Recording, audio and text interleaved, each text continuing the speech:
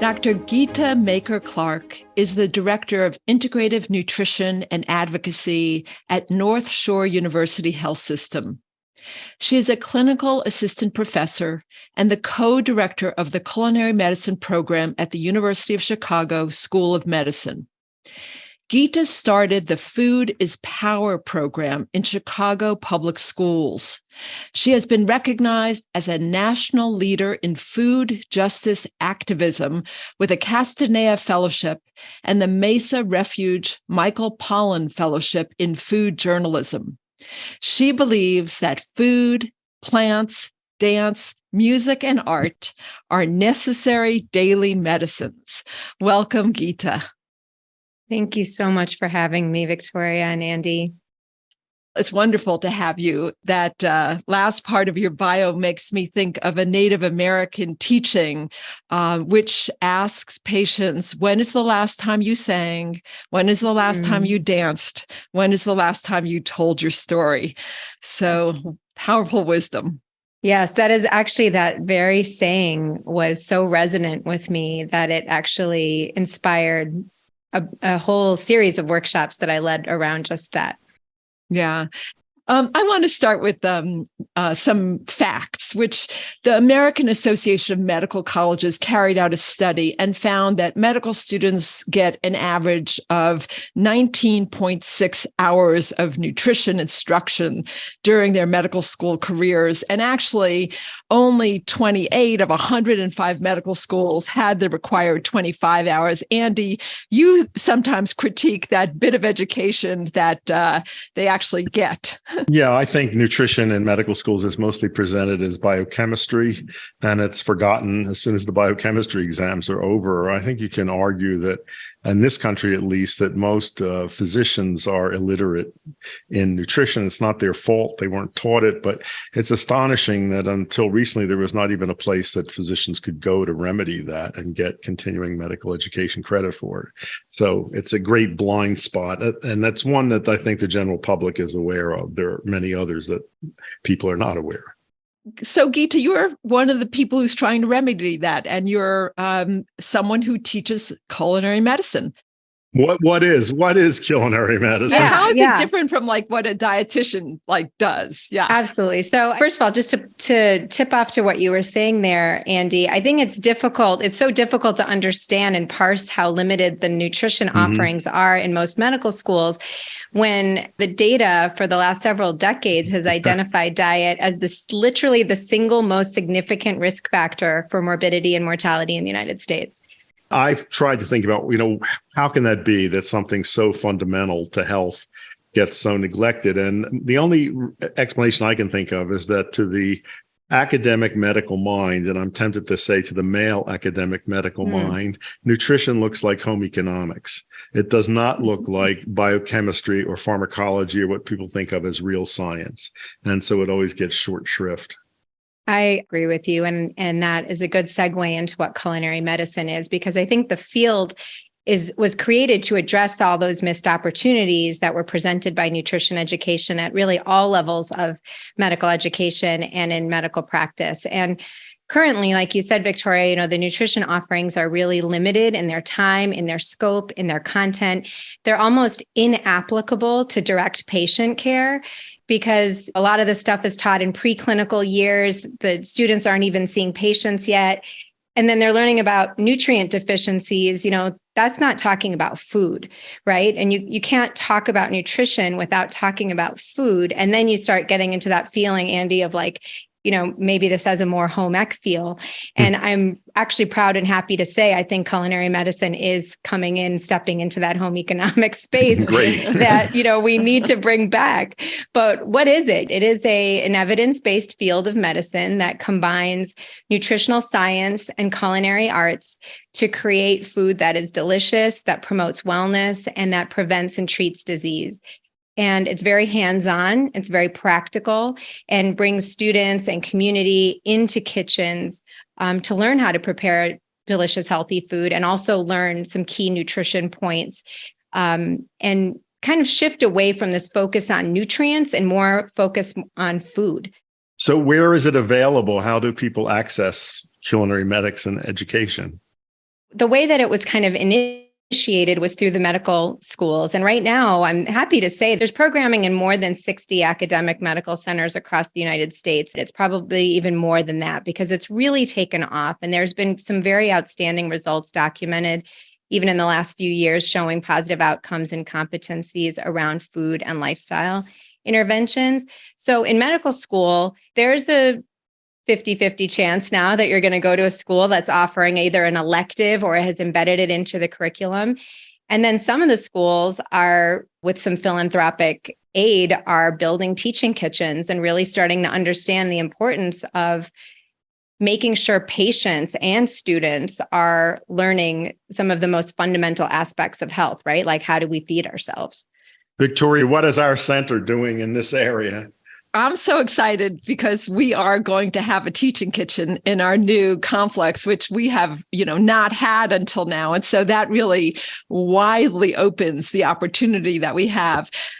We certainly focus in our fellowship, in our integrative medicine residency on teaching culinary medicine. And one silver lining of the pandemic is that when everyone's at home in their own kitchen, you actually can teach cooking and have them cook along and ask questions and learn stuff. And so Andy's led a lot of teaching in his kitchen and taught fellows how to cook different things. One of our graduates, an OBGYN named Annie Kennard, has done this in our integrative medicine and residency. And so I think everyone has just loved that. But I actually want to step back a tiny bit because, Andy, you've always been passionate about cooking. You actually have a chain of restaurants, but I'm wondering what made you see the importance of food as critical to good health before there were these reports in the U.S. health system that what we eat matters. I mean, you were on this early. Yeah. Well, I had an interesting aunt, my mother's older sister, who was unmarried. She was a school teacher, and she had charge of me on Saturdays when both my parents worked. And she was a health nut. And she would try to indoctrinate me in her ways. So she would take me, there was one health food store in downtown Philadelphia. So she would take me there. She introduced me to things like raw cashews and mangoes and avocados. She was the first person I knew who had a blender. I remember her saying she would put a whole pineapple in the blender, top and all, and said there were a lot of nutrients in the top. And when you tried to drink this stuff, all these spikes would stick in your throat. So some of what she taught me, I remembered it was useful, but I think that was my first introduction to thinking about the importance of food and its relationship to health. Now, are you saying that we owe integrative medicine to your aunt? At least tell us her name. Rebecca, Aunt Rebecca. And so, yes, she had a great influence on me. And then, as I got into my college years, it was so awful, the kind of institutional food that I was served. Yeah. And, I always wanted to learn how to cook. And my mother would kick me out of the kitchen saying, I should be outside playing. But my father's grandmother, who lived with us from time to time, would let me assist her in cooking. And then I began to hang around people who cooked, and I just learned by observing. Wow. So some of this knowledge came to you during your childhood. And Geeta, I know that you have been involved with the Chicago public schools. What approach do you use to help children learn about healthy food? Sometimes they haven't really been exposed to cooking either because they're getting processed foods or fast foods. What do you do? When I was teaching culinary medicine to medical students, I kind of realized, first of all, it's very rewarding. It's super enjoyable. The med students love it, as you can imagine. It's a chance for them to just kick back and really focus on themselves and really get an opportunity to eat together and commune and all the beautiful things that cooking and eating together bring in community. But I also realized these students are, for the most part, in their 20s, some are in their 30s. And for many of them, this was like the first time they were having a chance to work in a kitchen with a chef or be able to share an experience like this. And I felt like, gosh, this is kind of late. I'd love us to be teaching this kind of a model in grade school and have this be sort of a part of the fabric of American society, because I think what we've lost, it's so sweet to hear your story, Andy, and props to your ancestors because they made you who you are. And as a result of you, I get to be who I am. So I think it's vital that we look to those times where there was just a real culture around food and teaching food and passing on of tradition. And a lot of modern life has really been robbed of that. And a lot of kids have been robbed of those experiences for so many reasons. Parents are hustling, they're working jobs, they're not home as much. Food costs have gone up. It's just challenging for Americans in particular. So it felt important to me that the schools need to be taking some responsibility around this as well. And that all of us, doctors, physicians, healthcare professionals, we all need to be taking some responsibility for bringing back the culture of eating well. And that's in all of our realms and responsibilities to do so. So I asked the medical students, listen, will you come with me to teach this class in a Chicago public school? And they were super excited and game. I love medical students. I feel like they're so optimistic and they have such idealistic. So idealistic and so in it for the service, really, really in it for the service. So we piloted this program in one of the Chicago public schools, and I have many programs that I call Food as Medicine. And so I called it that. And that first day I had this group of 7th graders, and I was like, hey, so I'm going to be teaching this class, Food as Medicine. I'm Dr. Geeta. These are my students. I have a beautiful chef who works with us as well. And I said, what do you guys think about when you think of the word medicine? What's the first things that come to your mind? And hands are going up. Pills, shots, diabetes. My grandma goes to the doctor when she's sick, hospitals, right? All these words that come up. Of course they do. That's what we all think of when we think of medicine. And, of course, my philosophy and both of yours, I know from our integrative medicine mindscape is that there are so many medicines around us. There's food and plants and dance and all the things, we were talking about. So I realized, medicine, the paradigm needs to shift, number one. Number two, this word isn't really the right word for this class because it's not speaking to these kids. And I changed it to food is power. And I thought, maybe this will be a place where they can learn that you get to make powerful choices for yourself once you know something about food. That's wonderful. We have a total blast. It's a teaching kitchen that comes to them. I bring I bring all the stuff. The chef brings food and a hot plate and our blenders and whatever we can manage for the recipes into their cafeteria. And we're located in an area of Chicago. I specifically chose a school in Chicago that is really affected by what I call food apartheid. I don't like that term food desert. I don't think it's very accurate. It implies a natural ecosystem where there are naturally abundant places and naturally drought-like insufficient places. And that's just not the truth, right? There are reasons that we don't have really good quality food in all of the United States is because of structural racist policies that have created these spaces. So going into a neighborhood like that, where there's not a lot of grocery stores, there's mostly corner stores, there's a lot of processed food. I was hoping to say, hey, you guys tell me what you eat. I'm not coming here to tell you like you should start eating kale and quinoa.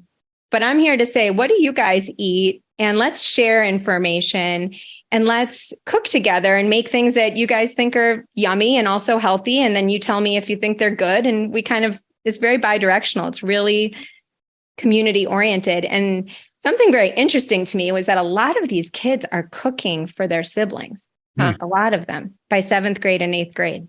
Wow. So that's some of the interesting learning points for me are that they are experts in their life. And I'm there to be an expert in what I am, but not to kind of come in and say, you need to change everything you're doing.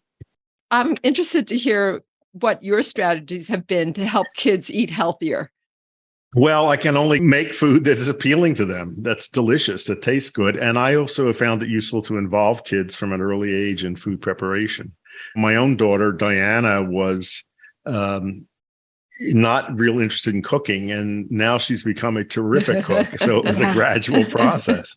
Geeta, I want to ask you about hospital food and institutional food, which is a very sad story. I made an effort some years ago to improve the food at the University of Arizona Medical Center cafeteria.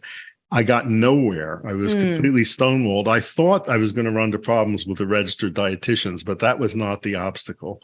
The obstacle was the food service providers. Yep. And these are these big corporations. There's just a few of them that have a lockhold on food in prisons, in senior facilities, in hospitals. It's companies like Marriott, for example, and they came to the meetings that I organized, and anything I suggested they saw as a threat to their bottom line profit, and they wouldn't change anything. Yeah, that was my experience too for a while. And I sat in on probably 4 years of meetings before we started to make some progress. And I will tell you, I've been able to make some really significant progress in our 4-hospital system in the Chicago area. And it did have to come through those food service providers. But there had to be an institutional intention around really wanting that to change. And I think that's when what really started to make the difference is I picked one thing.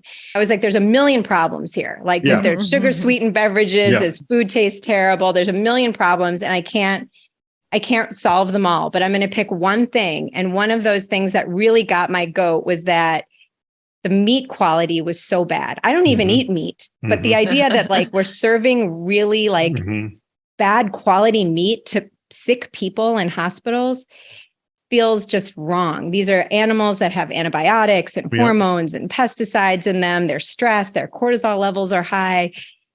And so I went after that. I said, if you could do one thing, just change the meat to antibiotic-free meat, get some good quality meat in the hospital.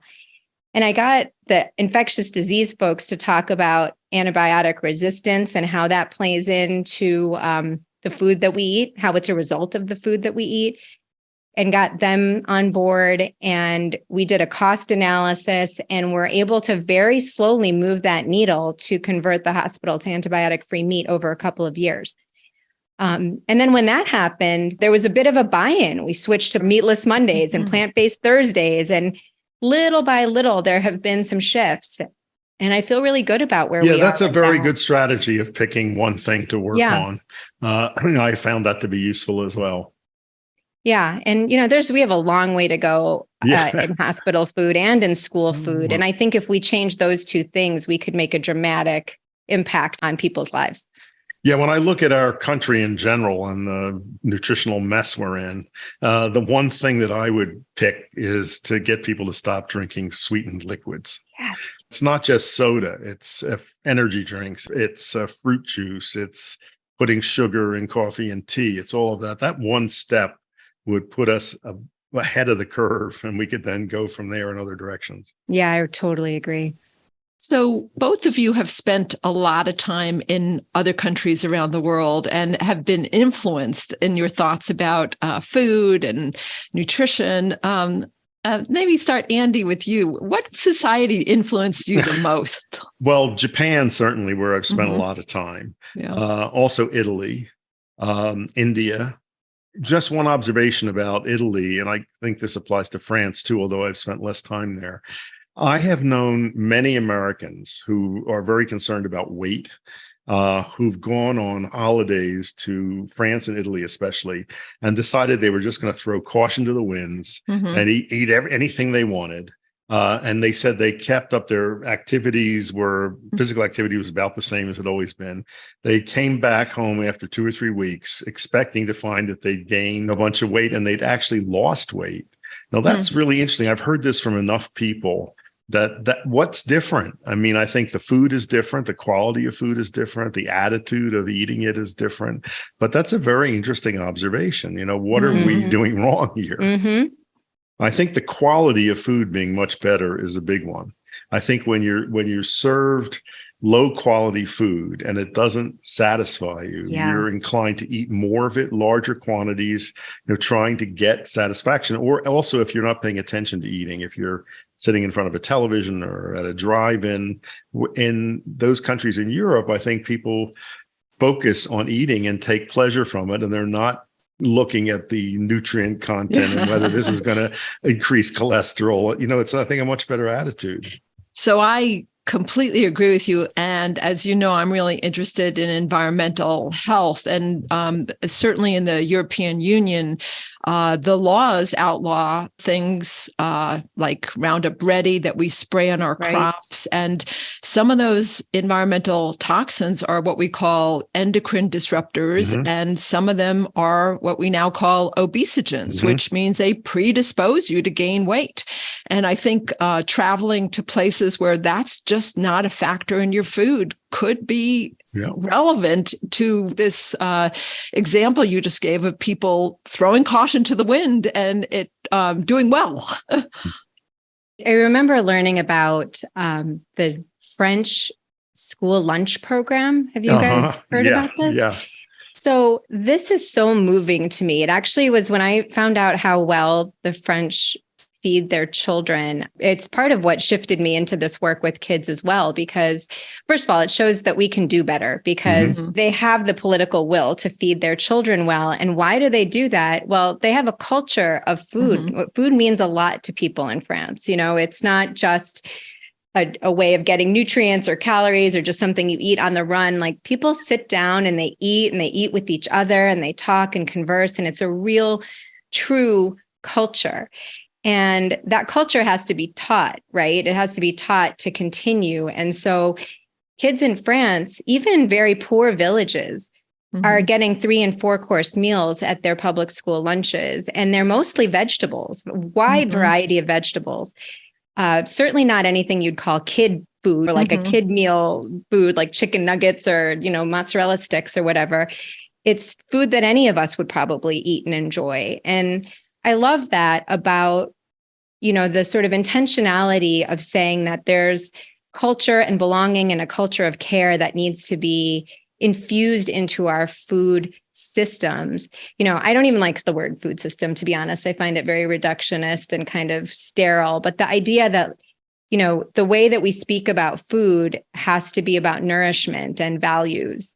And I think the French do that well, and the Italians too. Yeah, Geeta, in Italy, I've driven a bunch in Italy, and on the Autostrada, the freeways, there are the rest stops. It's a chain. It's all the same thing. And you go into one of these rest stops, incredible salad bars, fabulous bread, beautiful pasta, extra virgin olive oil. Why do we put up with what we have here? You know, if I'm at an interstate and stop at a rest stop, I'm lucky if I can get a bag of peanuts that don't have anything bad in them.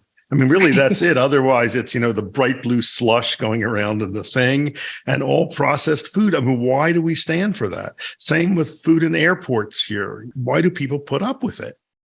Right.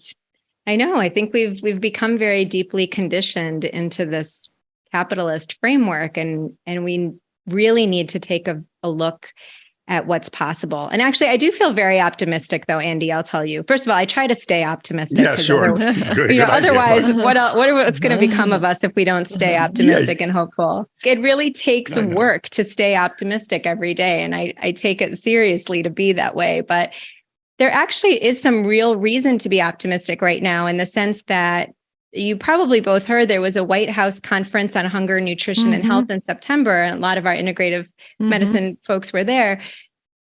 There's a very serious commitment financially and otherwise from this administration towards improving health through food and improving our food culture over the next several years. And it's pretty ambitious. I mean, they're looking at 2030 to see some decreased hunger outcomes. I mean, hunger is a whole sort of separate topic to some degree, but I do think we do have a public that is seeing that this isn't right? That it's not right for us to be eating this way. And regardless of how well our hospital systems and our interventional medicine has advanced, that our rates of chronic disease keep going up. People get it. They're like, we need to change something. And I feel buoyed that the government is feeling that as well and seeing that and doing something about it, because we need there to be a will for things to change on all levels, food industry, government, medicine, all of us need to be working towards this. So you mentioned over the course of this conversation a couple of bright spots. There's the work you're doing in Chicago public schools. There's the administration's commitment to better funding of our school lunches, education for healthcare professionals. What other bright spots are you seeing? I mean, I actually am encouraged, for example, that there are a lot of community gardens and there are collaborations. Sometimes here in Tucson, there's a collaboration between the public schools and the community gardens and the university. That's exciting. There's some wonderful, healthy fast food. Fast food has a bad name, but I think, there is now some chains that are providing food that you'd want to eat. Yeah, I do also see many bright spots. I agree with you that these community collaborations are very important. Culinary medicine certainly didn't invent cooking classes, right? Like these have been going on in communities for decades. And so partnering with communities, academic community partnerships, private-public partnerships, I think are such a beautiful place that we're seeing a lot of growth, both philanthropically and from federal funds as well. That's where the solution is. We have to be cross-pollinating our ideas. We have to be stepping in our communities and seeing what people want and need, and then being in it with them and not have our systems be so hierarchical, right? So a community garden that's in collaboration with a culinary medicine program, that's in collaboration with an academic center. This is a beautiful space to be in. It's very mycelial, to use our word, Andy, right? Like we have to have a mycelial framework of how we can all be an underground support system for each other. Something else I think is worth mentioning is that the payers are starting to reimburse for food more than they ever have before. I think that's always been a hope when we had the produce prescription programs are growing, medically tailored meal programs are growing.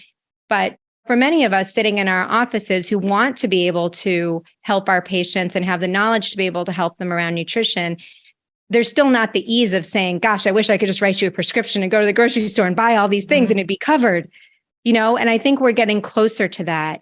I was just at a really fascinating conference last week, a Food as Medicine Summit that was interestingly, usually I go to these things and it's a lot of healthcare folks. And this time it was mostly business people and people who are kind of stakeholders in this new scramble to get a piece of what the food as medicine movement's going to look like. I saw some really interesting technological apps that are very user-friendly for patients to be able to scan food, for instance, and see if it has any of the allergens that they particularly have, or to see if their insurance will cover it.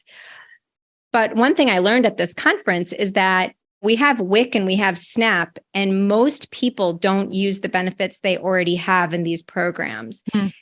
Medicare Advantage also covers like 270 meals per year post-discharge from surgery, or if you have a chronic condition such that you can't purchase your own food or prepare it. So I do think for listeners to look into who your providers are and to see what kind of coverage you might have for food-related purchases can be a place where we're helping people get more access and improving food equity and health equity, and getting us all closer to just being able to use food as medicine on a daily basis. Yeah. Those are some really encouraging signs of positive change. Geeta or Andy, if there's any final thoughts that you want to add.